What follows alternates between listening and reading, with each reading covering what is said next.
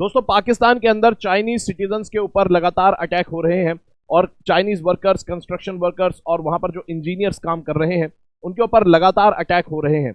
और ऐसे में एक फ्रेश अटैक यहां पर हुआ है चाइनीज सिटीजन्स के ऊपर, जिसके अंदर 5 जो चाइनीज नेशनल्स हैं उनकी जान यहां पर जा चुकी है और ये एक सुसाइड अटैक था।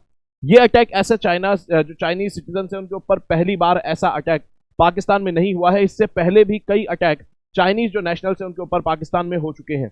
हम देखेंगे इस पूरी वीडियो के अंदर कि कैसे ये जो अटैक्स हैं एक तरह से लिंक्ड हैं और क्यों चाइनीज जो नेशनल्स हैं, सिटीजन्स, उनके ऊपर पाकिस्तान के अंदर अटैक होते रहते हैं।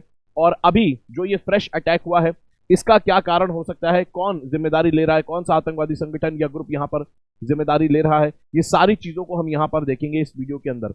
आप सभी दोस्तों का स्वागत है let's crack UPSC CSE academy में और आप है मेरे साथ, मेरा नाम है सुमित। दोस्तों, यहाँ पर इस वीडियो के अंदर इस पूरे मामले को डिस्कस करेंगे।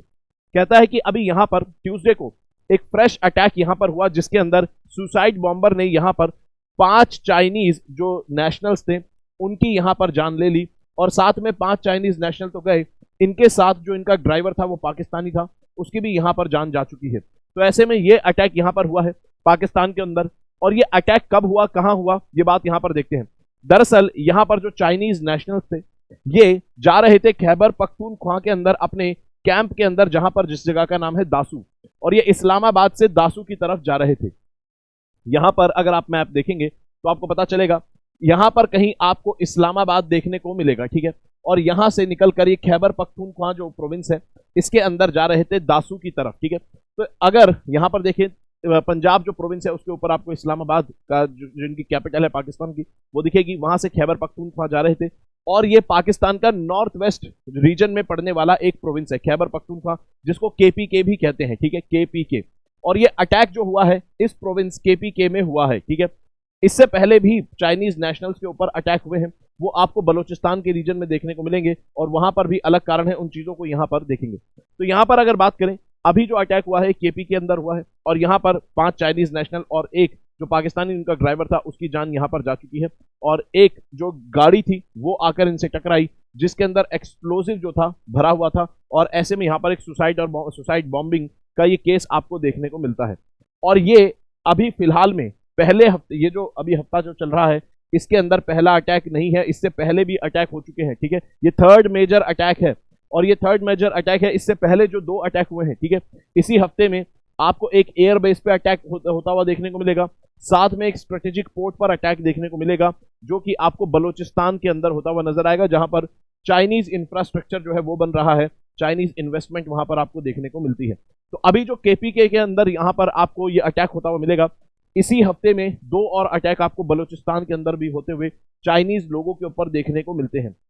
अब यहां पर अगर बात करें तो कहता है कि यहां पर चाइनीज इंजीनियर्स जो थे आपको केपीके में देखने को मिलेंगे, बलूचिस्तान के अंदर सब ये काम कर रहे हैं। दरअसल ये आखिर अपनी जान पर रिस्क लेकर क्यों पाकिस्तान के अंदर काम कर रहे हैं, क्योंकि पाकिस्तान के अंदर जो है बेल्ट एंड रोड इनिशिएटिव के तहत चाइनीज इन्वेस्टमेंट यहां पर आपको देखने को मिलती है और इसी के तहत यहां पर चाइनीज वर्कर्स देखने को मिलते हैं। पाकिस्तान के अंदर आपको हाइड्रो इलेक्ट्रिक प्रोजेक्ट जो है केपीके के अंदर वहां पर आपको देखने को मिलेगा कि जो खैबर पख्तूनख्वा है यहाँ के दासू में, ठीक है, यहाँ पर कई सारे आपको डैम प्रोजेक्ट्स देखने को मिलेंगे। इंपॉर्टेंट जो डैम प्रोजेक्ट है वो दासू में आपको देखने को मिलता है। और केपीके के अंदर भी आपको कई सारे जो चाइनीज सिटीजन्स हैं, नेशनल कंस्ट्रक्शन वर्कर्स, इंजीनियर्स, ये आपको यहाँ पर देखने को मिलते हैं। 2021 में भी केपीके के अंदर दासू में इस जगह पर यहाँ पर अटैक हुआ था जिसमें जो 9 चाइनीज सिटीजन थे उनकी जान यहाँ पर गई थी। तो पहला अटैक केपीके में भी नहीं है, केपीके में भी पहले अटैक हो चुका है, यानी कि खैबर पख्तूनख्वा के अंदर। और यहाँ पर डैम जो है वहां पर इन्वेस्टमेंट चल रही है। और बलूचिस्तान के अंदर तो आपको पता है जो ग्वादर पोर्ट है वहां पर चाइनीज इन्वेस्टमेंट आपको देखने को मिलती है। और इससे पहले भी, ये तो इस साल की हमने बात की, इससे पहले भी जो मेजर अटैक्स अगर यहाँ पर हम देखें तो 2021 में आपको देखने को मिलेगा कि यहाँ पर भी सुसाइड बॉम्बिंग का केस यहाँ पर आपको देखने को मिलता है। और ये आपको बलूचिस्तान के अंदर देखने को मिलेगा, ग्वादर के अंदर, ठीक है। ग्वादर एक बंदरगाह जो बन रहा है यहाँ पर, ये चाइनीज इन्वेस्टमेंट से बन रहा है, चाइनीज पोर्ट आप इसको पूरी तरह से कह सकते हैं।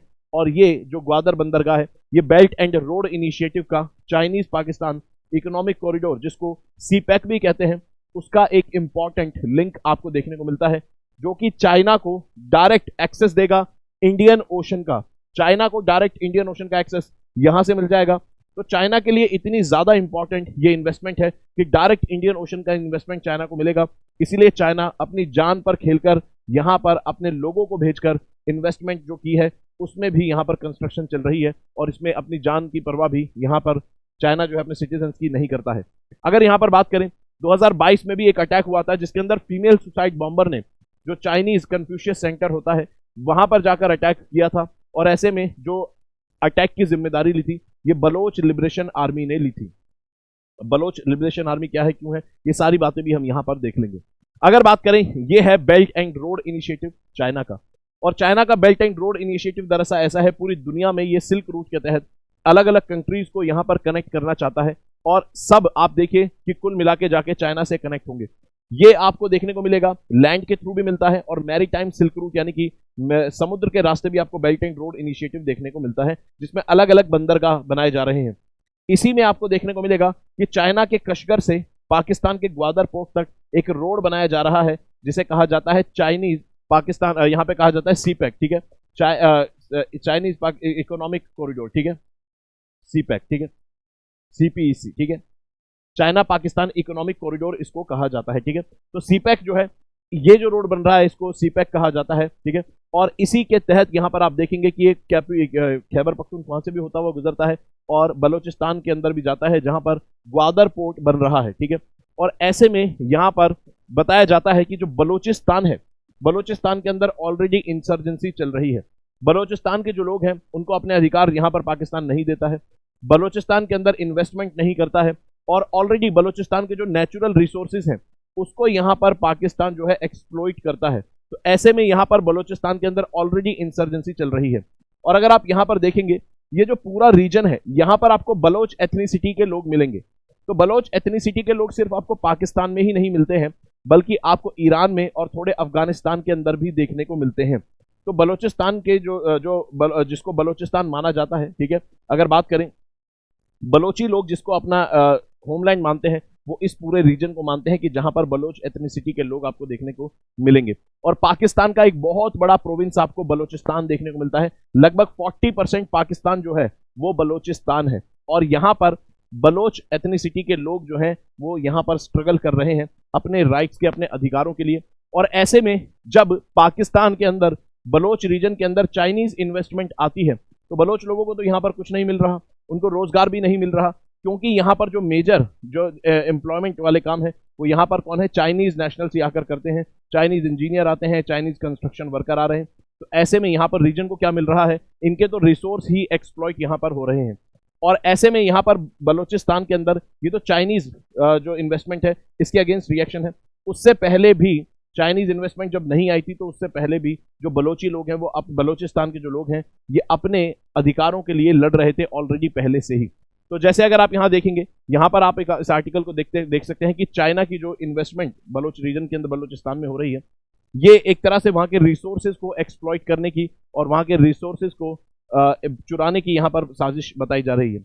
अगर यहाँ पर बात करें, कहता है कि बलोचिस्तान के अंदर ऑलरेडी पाकिस्तान की जो सरकार, आर्मी वगैरह है, इनके खिलाफ, इनके द्वारा ऑलरेडी एक्सप्लॉइटेशन बलोचिस्तान के लोगों का हो रहा है। और ऐसे में बताया जाता है कि 2011 से अभी तक 2700 से ज्यादा जो लोग हैं ये फोर्स्ड डिसअपीयरेंस आपको इनका भी देखने को मिलता है। यानी कि इतने लोग, लगभग 2700 से ज्यादा लोग पूरी तरह से गायब हैं, इनका कोई अता पता नहीं है। तो ऐसे में बताया जाता है, आरोप लगाए जाते हैं कि जो स्टेट के द्वारा है या फिर आर्मी के द्वारा यहाँ पर कई लोगों को उनकी हत्या कर दी जाती है, जो एक्टिविस्ट होते हैं, जो अधिकारों के लिए लड़ाई करते हैं। ऐसे में जो बलोचिस्तान के जो एक्टिविस्ट होते हैं उनके ऊपर कई अत्याचार किए जाते हैं, जो आप यहाँ पर ऑलरेडी देख सकते हैं। और इस तरह से प्रोटेस्ट ऑलरेडी बलोचिस्तान के लोग पहले से ही करते आ रहे हैं, आज से नहीं कर रहे, कई सालों से करते आ रहे हैं। और ऐसे में बलोच लिबरेशन जो आर्मी है वो बलोचिस्तान के स्ट्रगल को बताती है। वहाँ जो एक ग्रुप बना हुआ है ये बलोचिस्तान के लोगों के अधिकारों के लिए लड़ती है, और कई बार ये जो बलोच लिबरेशन आर्मी है ये अटैक्स भी करती है, और ये पाकिस्तान की जो पुलिस है, आर्मी है, उनके ऊपर अटैक करती हैं। साथ में अब जो चाइनीज आपको इन्वेस्टमेंट देखने को मिलेगी तो चाइनीज लोगों को भी इसका टारगेट कई बार बनाया जाता है। हालांकि अभी जो अटैक हुआ है इसकी जिम्मेदारी किसी ने भी नहीं ली है, इसकी जिम्मेदारी बलोच लिबरेशन आर्मी ने अभी तक नहीं ली है। तो यहां पर अभी कहना मुश्किल है कि यह अटैक किसके द्वारा किया गया है, जो अभी फ्रेश अटैक हुआ है। और पाकिस्तान के अंदर सिर्फ बलोच लिबरेशन आर्मी ही नहीं है, वहां पर कई ऐसे संगठन आपको मिलेंगे जो कि रिलीजियस लाइंस पर बने हुए हैं। साथ में ये जो संगठन है पाकिस्तान के प्रॉक्सीज की तरह काम करते हैं और पाकिस्तान के अंदर कई बार अटैक्स करते रहते हैं। जैसे पाकिस्तान के अंदर ही आपको एक तालिबान ग्रुप देखने को मिल जाएगा, उसके अलावा और भी ऐसे संगठन मिलेंगे। तो ये कहना मुश्किल है कि यहाँ पर ये अटैक बलोच लिबरेशन आर्मी ने किया है जब तक जिम्मेदारी नहीं लेते। बाकी देखेंगे कि अभी तक अटैक किसने किया है, अभी तक जिम्मेदारी नहीं ली गई है, तो कहना मुश्किल है। तो यहाँ पर हाल ही में आपने देखा होगा कि मॉस्को के अंदर भी एक अटैक हुआ है, ठीक है। मॉस्को के अंदर एक अटैक हुआ था जो कि आईएसआईएस के द्वारा किया गया था, ठीक है। और यहां पर बताया जा रहा है कि जो आईएसआईएस के द्वारा मॉस्को के अंदर अटैक किया गया था, यहां पर जो व्यक्ति था जिसने अटैक किया, इसकी ट्रेनिंग जो है पाकिस्तान के अंदर देखने को मिलती है। इसकी ट्रेनिंग पाकिस्तान में देखने को मिलती है और इस ट्रेनिंग के तहत यह बताया गया कि आईएसआईएस के जो आतंकवादी हैं उनको भी पाकिस्तान के अंदर ट्रेनिंग दी जा रही है। तो पाकिस्तान जो है वो ट्रेनिंग का एक ग्राउंड बना हुआ है। और ऐसे में बताया जाता है जो आईएसआईएस के जो इस तरह के जो आतंकवादी मिलेंगे, तो बलोचिस्तान का जो रीजन है यहां पर इनको ट्रेनिंग दी जाती है। उसके अलावा जो खैबर पख्तूनख्वा है केपी के, ये भी ऑलरेडी एक ट्रेनिंग ग्राउंड आपको देखने को मिलेगा। कई प्रकार के जो आतंकी संगठन हैं उनको यहां पर ट्रेनिंग दी जाती है। तो ये जो अभी फ्रेश अटैक हुआ है इसमें जिम्मेदारी किसी ने अभी नहीं ली है, तो ये कहना मुश्किल है किसने ली है जब तक यहां पर डायरेक्टली कोई जिम्मेदारी नहीं लेता है। तब तक यहां पर अगर बात करें तो यहां पर बताया जा रहा है कि एक पॉसिबल लिंक हो सकता है कि भाई कैसे यहां पर पूरे तरीके से यहां पर पाकिस्तान के अंदर इस तरह से देखने को मिलेगा, अलग अलग ऑर्गेनाइजेशन, टेररिस्ट ऑर्गेनाइजेशन यहां पर काम करती हैं। तो ऐसे में बताया जा रहा है कि हो सकता है यहां पर पाकिस्तान जो है, जरूरी नहीं है कि बलोच लिबरेशन आर्मी ने अटैक किया हो, कोई और संगठन ने भी इसको अटैक यहां पर चाइनीज लोगों पर हो सकता है किया हो। क्यों इस चीज का अंदाजा लगाया जा रहा है? क्योंकि ये बात पूरी जग जाहिर है कि पाकिस्तान जो है वो यूएस के साथ एक डबल गेम खेलता था। एक तरफ तो पाकिस्तान जो है यूएस का अलाय बना हुआ था, यूएस का दोस्त बना हुआ था ऑफिशियली, फॉर्मली।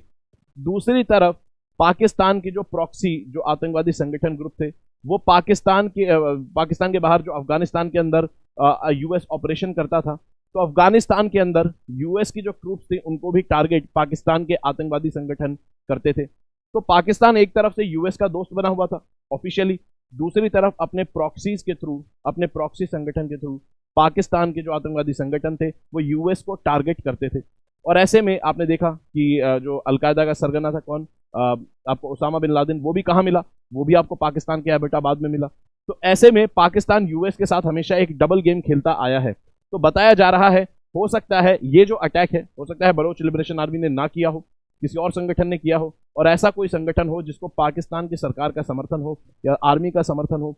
और ऐसे में बताया जा रहा है कि पाकिस्तान, ये लिंक एक पॉसिबल लिंक है कि हो सकता है कि पाकिस्तान चाइना के साथ भी वही डबल गेम खेल रहा हो जैसे यूएस के साथ डबल गेम यहां पर खेल रहा हो। क्योंकि ये चीज क्लियर कट है कि बलोच लिबरेशन आर्मी ही सिर्फ पाकिस्तान के अंदर अटैक नहीं कर रही है, और भी यहां पर संगठन है। साथ में जब आईएसआईएस का व्यक्ति जो है वहां पर उसकी ट्रेनिंग हो रही है, तो ऐसे में अभी कहना मुश्किल है कौन इसकी जिम्मेदारी लेगा। तो डबल गेम का भी मामला यहाँ पर सामने आ सकता है। आप देख सकते हैं यूएस ऑफिशियली इस चीज को एक्सेप्ट कर रहा है कि पाकिस्तान डबल गेम खेलता आया है। तो हो सकता है चाइना के साथ भी पाकिस्तान की ये डबल गेम चल रही हो कि एक तरफ तो इन्वेस्टमेंट लाने के लिए और बाकी चीजों के लिए चाइना से फॉर्मली अच्छा खासा संबंध पाकिस्तान बना के रखता है, दूसरी तरफ उसके प्रॉक्सीज जो हैं वो चाइना को टारगेट करें अलग अलग जगहों पर। ये चीज यहाँ पर बताई जा रही है। तो दोस्तों यहाँ था पूरा मामला। और अगर आप में से जो भी दोस्त ये सोच रहा है कि यूपीएससी की तैयारी आखिर कैसे करें, समझ नहीं आ रहा शुरू कैसे करें, जो कॉम्प्रिहेंसिव कोर्सेज हैं वो बहुत महंगे होते हैं, तो ऐसे में यहाँ पर इस प्रॉब्लम को सॉल्व करने के लिए एक बहुत अफोर्डेबल कोर्स लेकर आया गया है ताकि सब लोग डिसीजन ले पाएं तैयारी शुरू करने का। तो सिर्फ 2999 यानी कि लगभग सिर्फ 3000 रुपये का कोर्स है। यहाँ पर ये कोर्स लॉन्च किया गया है और इस कोर्स में आपको एनसीईआरटीज कवर करवाई जाती हैं, आपको एनसीईआरटीज यहाँ पर कवर करवाई जाती हैं। तो ये भी प्रॉब्लम सॉल्व हो गई कि तैयारी शुरू कैसे करनी है, तो एनसीईआरटी से करनी है। एनसीईआरटीज जो है ये इंपॉर्टेंट क्यों मानी जाती हैं? क्योंकि यूपीएससी के जो कोर सब्जेक्ट्स हैं वो हैं हिस्ट्री, पॉलिटी, इकोनॉमी, ज्योग्राफी। अगर आप इन कोर सब्जेक्ट्स में अपनी कमांड बना लेते हैं तो आपकी जो प्रिपरेशन है प्री और मेंस की, उसको एक बहुत सॉलिड ग्राउंड मिल जाता है। और एनसीईआरटीज जो है इन्हीं कोर सब्जेक्ट्स में लिखी गई किताबें हैं और बहुत सिस्टमैटिक तरीके से लिखी गई हैं। तो ऐसे में जो एनसीईआरटीज हैं इसको आप यहाँ पर बैच यहाँ पर लॉन्च किया गया है और 6ठी से 12वीं तक की सभी एनसीईआरटीज कवर करवाई जाएंगी। मेरे साथ आप 6ठी से 12वीं तक के हिस्ट्री की एनसीईआरटीज पढ़ते हैं और प्रीलिम्स और मेंस का पर्सपेक्टिव यहाँ पर ध्यान रखा जाता है, ठीक है। और प्रीलिम्स और मेंस के पर्सपेक्टिव से हम यहाँ पर एनसीईआरटीज को कवर करते हैं। तो यहाँ पर याद रखेंगे अगर आपको इस कोर्स में एनरोल करना है तो कोड लगाना होगा SMK लाइव, और यहाँ पर डिस्क्रिप्शन बॉक्स में आपको इसका लिंक मिल जाएगा। बहुत अफोर्डेबल कोर्स है, 1 साल की इसकी वैलिडिटी है। अपनी मर्जी से आप लाइव क्लासेस देख सकते हैं, रिकॉर्डेड क्लासेस देख सकते हैं, और साथ में आपका कोई भी डाउट हो, स्ट्रेटेजी सेशंस भी हम यहाँ पर रखते रहते हैं। तो ऐसा नहीं है कि सिर्फ हम हिस्ट्री पढ़ रहे हैं तो हिस्ट्री ही पढ़ेंगे, स्ट्रेटेजी सेशंस भी रख लेते हैं, एक्स्ट्रा क्लास भी होती है। तो यहाँ पर आपको अर्ली स्टेज से ही अगर गाइडेंस चाहिए और एक अफोर्डेबल और हाई वैल्यू कोर्स में एनरोल करना है तो ये कोर्स आपके लिए बेस्ट आपको देखने को मिलेगा। बाकी टॉप एजुकेटर्स भी आपको यहाँ पर पॉलिटी, ज्योग्राफी, इकोनॉमी की जो एनसीईआरटीज है उसको कवर करवाते हैं। साथ ही में दोस्तों यहाँ पर होली स्पेशल ऑफर अभी आपको देखने को मिलेगा, 50% डिस्काउंट पर और 6 महीने के एक्सटेंशन पर आपको कोर्सेज देखने को मिलता है 2025 के, अगर आप तैयारी करना चाहते हैं तो। यहाँ पर आपको जीएस ऑप्शनल और सीसेट सब्जेक्ट का आपको कॉम्बो मिलेगा, जिसमें 1800 जो ये आपको पर मंथ के आसपास पड़ेगा। साथ में यहाँ पर सभी फीचर 1-on-1 मेंटोरशिप के साथ अगर आप लेंगे तो आपको लगभग 2300 के आसपास ये पर मंथ का कोर्स आपको देखने को मिलता है। कोड आपको लगाना होगा SMK लाइव अगर आप इस कोर्स में एनरोल करना चाहते हैं तो। आप यहाँ पर देख सकते हैं जीएस सीसेट और ऑप्शनल के सभी कॉम्बो मिलेंगे 12 और 18 महीनों के, ठीक है। 50% ऑफ पे मिलेगा, 6 महीने एक्सटेंशन आपको मिलेगा।